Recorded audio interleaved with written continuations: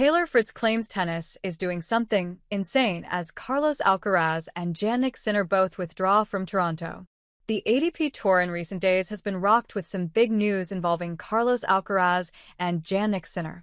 After the Wimbledon City DC Open in Washington, the attention will turn towards a Canadian swing and, in particular, the Toronto Open, which is a big tournament before the US Open. However, the two best players in world tennis have now pulled the plug on their participation, along with others such as Jack Draper and Novak Djokovic, as they bid to prepare properly for the US Open instead. This situation merely serves to highlight just how tough the ATP Tour is right now, and once again, the players have been having discussions about the demands of the schedule in its current form. Taylor Fritz after a number of players withdraw from Toronto Open.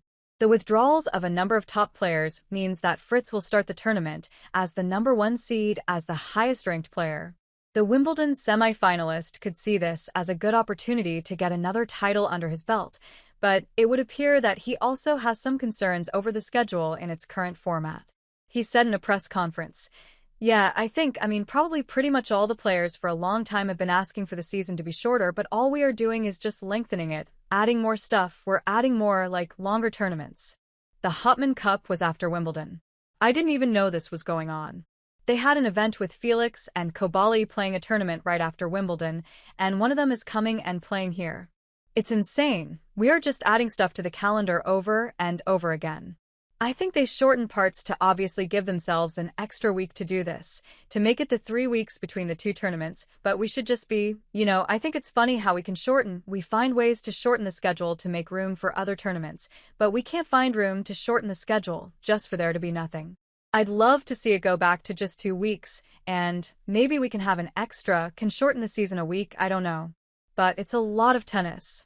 It's a lot of tennis upcoming." Fritz can finish 2025 with a flourish.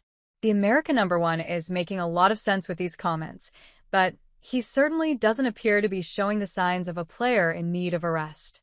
Fritz is playing extremely well at the moment and was brilliant as he enjoyed a solid run to the last 4 at Wimbledon earlier this month. At 27, Fritz will be desperate to end his wait to win a Grand Slam title, and at last year's US Open, he reached the final before going down to Sinner in the final. The Toronto Open will now be a tournament that Fritz is eagerly anticipating, and given the current field, it would be hard to imagine the player not enjoying a deep run.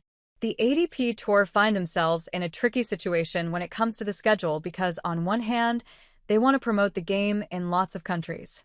However, there is no point in having so many tournaments if the players are simply going to withdraw and produce tournaments without their very best players. Fritz has made some valid points, and now it will be intriguing to see if the schedule is shortened somewhat when next year's dates are finalized.